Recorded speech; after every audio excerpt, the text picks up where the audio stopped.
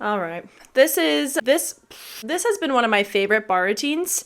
Okay, I have a top 3 at this rate. One of them is from recent 2023 Worlds, which I'm going to make a video of. One of you asked me, so I will do that in the following weeks at some point. But today we are looking into one of my favorite bar routines ever. Hey y'all, welcome back to my channel. If you don't know me, my name is Braie. I'm a former elite and All-American gymnast, currently a gymnastics coach and judge. And on this channel, we talk about, you guessed it, gymnastics. Before we get started, don't forget to subscribe. I know everybody always says it, but guys, it really does help our channel when you like the videos. First and foremost, you subscribe to us, share it. If it's something you think people around you would enjoy, we really appreciate any support you give to our channel, our being YouTubers in general. So thank you so much for everyone that has supported my channel. Some of you guys are super fans. Is that what it's called? When you like donate money when you comment? You guys, stop. You guys are so nice. You know, I respect that. Everybody works hard for their money, I assume. You know, we're not just giving money away. So the fact that you guys want to give me some money, that is so kind. I really do appreciate that. Not my dog right now. Anyway, I also have started an Etsy shop. I started that back in the middle of November. And if you are wanting some sport apparel, mom apparel, gymnastics apparel, Olympic apparel is coming. I already have one shirt up, but check out my Etsy shop then. All right, guys, the wait is over. We are doing, after that such long intro, we are going to watch Nastia Liukin's bar routine from the 2008 all-around final. Yes, get excited. Okay, here we go.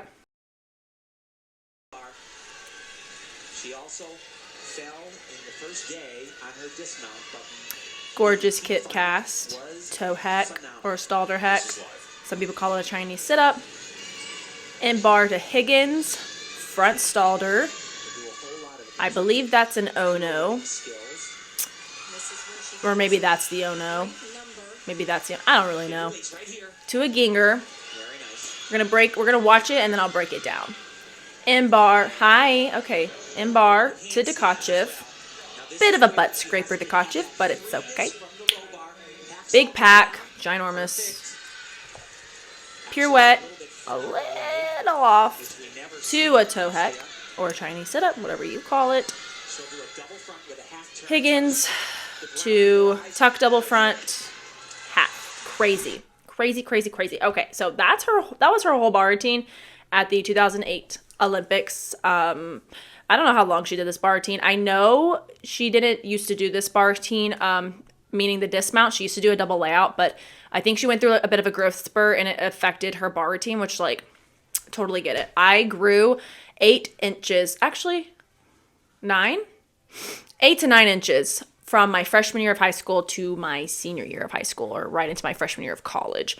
And did it mess up my bars? Yep, sure did. I lost a few skills after I started to grow like a little weed. So yeah, you do have some problems when you start growing in gymnastics. You definitely can lose skills, but you can also learn new skills because of it. I could no longer do a stalder because my legs, whenever they're in a straddle, are like, I don't know, almost 6 feet long or something crazy. So it got to the point where I couldn't even hold on to the bar anymore when doing a stalder because the weight of my legs and the force on top of it would just peel me right off the bar. It wasn't fun. I also lost my dismount because I couldn't get fast enough giants, which is pretty similar to the issues she started having and why she didn't do double layouts, I believe. So she had to switch to the double front half, which you could see is also kind of a struggle for her as well. But especially because she does it after such a long bar routine, she's like so tired. Her forearms are probably shot by the end of that bar routine. So if you don't think growing in gymnastics affects you, it does. But it doesn't mean it's going to stop you. And it doesn't mean you just can't find a different road to lead you to your goal. Where there's a will, there's a way. Trust me. Okay, let's go through the routine. First of all, can we just appreciate her lines? It's so funny to me. People thought she was so tall because she's so skinny and she's so long in her legs. People are like, oh my God, she's like 5'6", 5'7". No, she's 5'3". She's literally 5'3". That's not tall at all. That's like, what, average? Below average? But it was tall for a gymnast, especially an elite gymnast. She was tall for an elite gymnast. Don't get me wrong. All right, moving on. So this is called, there's a few names. I call it a Stalder Heck or a Chinese sit-up. I don't know why it's called a Chinese sit-up. I learned this terminology from my Chinese coach, and she always called it a Chinese sit-up, so I called it a Chinese sit-up. But then throughout different coaching, they would just call it a heck or whatever. So whatever you want to call it, Chinese sit-up, toe heck, people will pretty much know what you're talking about. Moving into the in-bar. Oh, her in-bar is so good. You guys, first of all, in-bars are already very difficult, but when you're this tall and long, it's pretty difficult because she has to literally, first, she's doing this arch snap down. That is not a deduction. That is just a, like a technique preference. And honestly, it helps create more power. I did this type of drop. Maybe people that are a little bit longer and taller do it because it helps initiate more power. I don't think your height has anything to do with this technique. I think everybody should do this type of arch snap technique going into their stalders or toe on toifs because it creates more power. And I think it just makes the skill easier. So this is not a deduction. If you think it's a deduction, it is not. So just a little info there. So after this snap, she has to literally push herself away from the bar. You'll see how she's pushing herself away from the bar so she can sit in a pike and pull her legs through the bar while still holding onto the bar and gripping it. That is so funny. It's just so hard. It's funny. Then right after that, she's going to go into what we call a Higgins turn or an L grip. Normally, so if this is like your hands on the bar, this is called regular grip. If you switch them like this, that's called reverse grip. If you go back to regular grip and then you turn your shoulders inside out and you end up in this grip, that's what we call the L grip or Higgins. Higgins is I don't know if it was a man or woman who first ever did this skill, but person that ever did the skill, their name is Higgins, last name Higgins, so that's who it's named after. I used to train Higgins. I had the shoulder flexibility to do it. Not everybody does it because it does require a lot of flexibility and mobility, but training them, it's much harder than this, and you can even take your arms from this and then turn them all the way around. You can feel that stretch on your shoulders, and then if you can grab like an actual bar and roll your shoulders inside out and all of that stuff, you'll feel what I'm talking about. So that's what she's doing. So that in itself is already hard. And then she does a front stalder. This is the front stalder where you straddle your legs. Look at, bro, this is what trips me out. Blurry, but she looks like an alien. She looks like a Barbie alien in that leotard. I love pink, don't get me wrong. And I love this leotard. She just looks like a Barbie alien. This position, like, the force that's being pushed down on her legs in the front stalder is astonishing. So not only does she have to have a lot of lower ab strength and hip flexor strength, but she obviously has to have a lot of forearm and grip strength because the force that is happening in this position, any normal person, it would just peel them right off the bar. Not her. Not her. She holds on to that bar like her life depends on it because it literally does. Okay.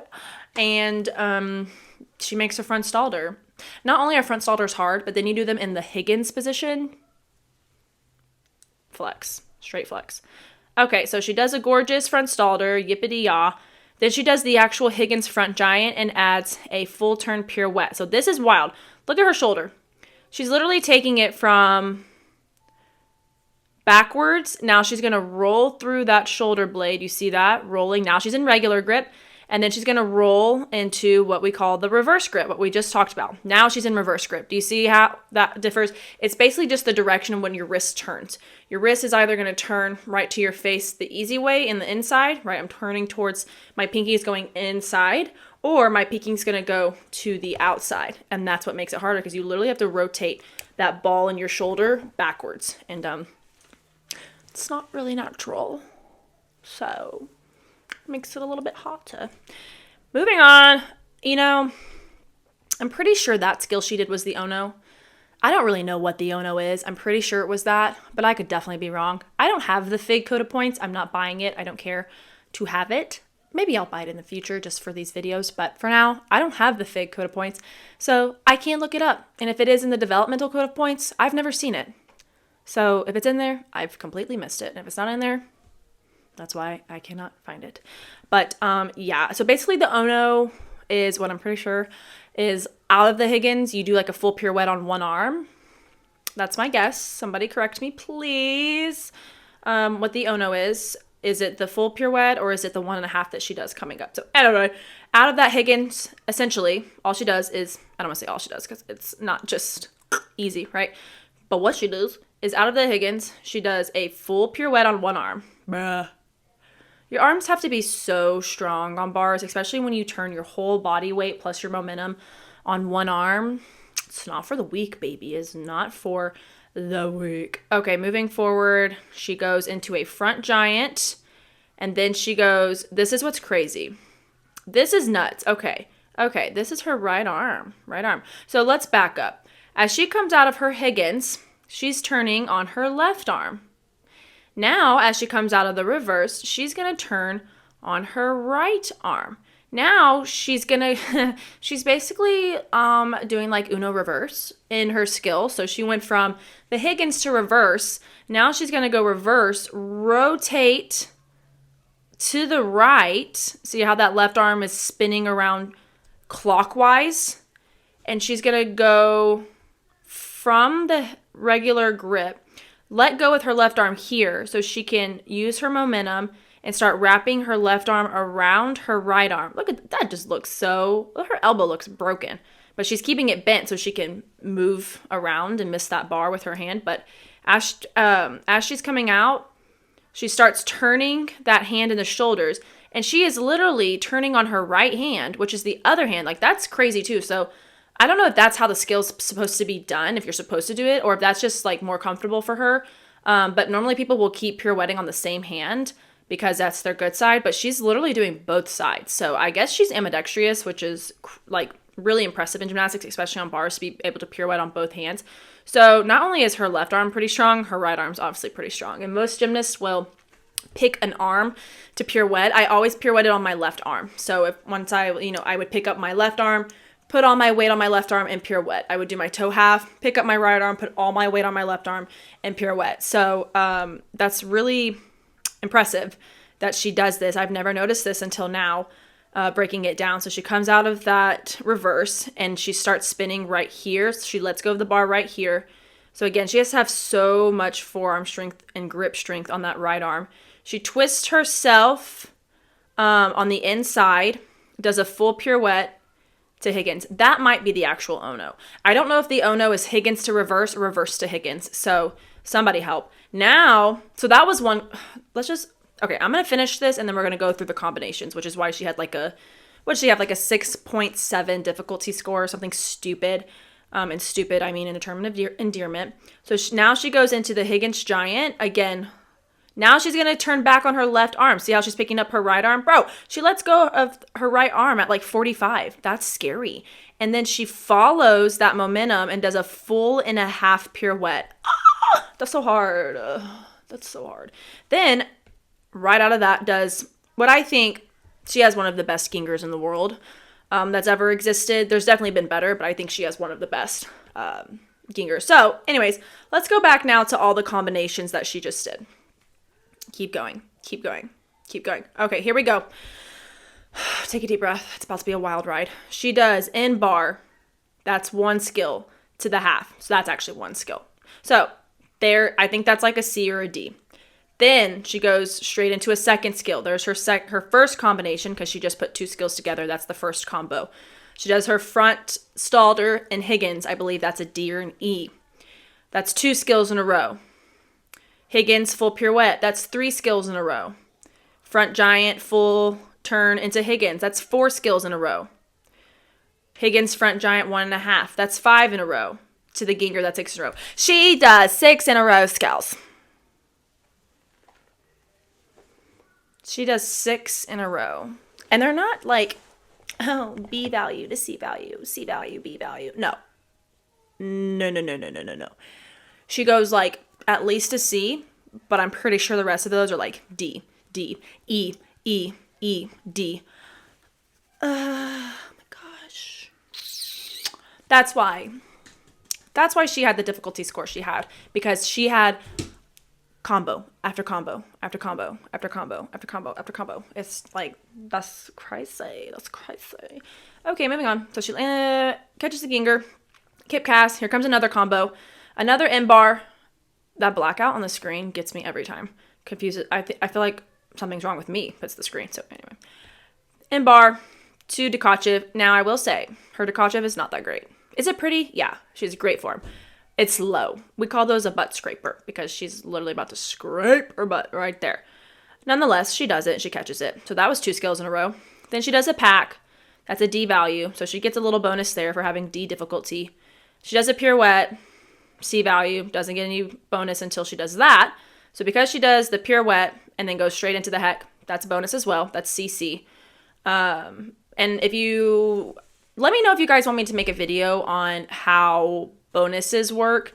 I won't get into it much in FIG because like I said, I'm not a FIG judge. I don't know too much about FIG combinations. I do obviously know about combinations in terms of the developmental levels, like for level 10 and stuff. But I can kind of make a video breaking down as much as possible, like what it means to have value to the skill and what that value part is and how it's important and how those combinations work. So if you don't really know anything about that and you pretty much I sound like I'm speaking alien over here, especially as I'm spitting, what's wrong with me? I can definitely make a video on explaining the value parts and how they work, special requirements, combinations of skills, why skills have values, like a letter value, how that works in the combination. So just comment down below if that's something you're interested. If not, it's fine. Respect. You're not interested? You're not interested. Just tell me, okay? All right, moving on. She catches the hecht. Kip cast. A little short, a little pikey, whatever. Higgins, a little late on the turn. To immediate, double front, half. I'm not going to lie. Every time she did her double front half, I held my breath and squeezed my butt because I was afraid of crapping myself and throwing up all at the same time. This is why her double fronts scared me, and I'm pretty sure they scared her too. She goes, and she kind of pulls in, and she gets really close to the bar because she's trying to kick and create enough height to be able to do the double front half, and her height really does affect this.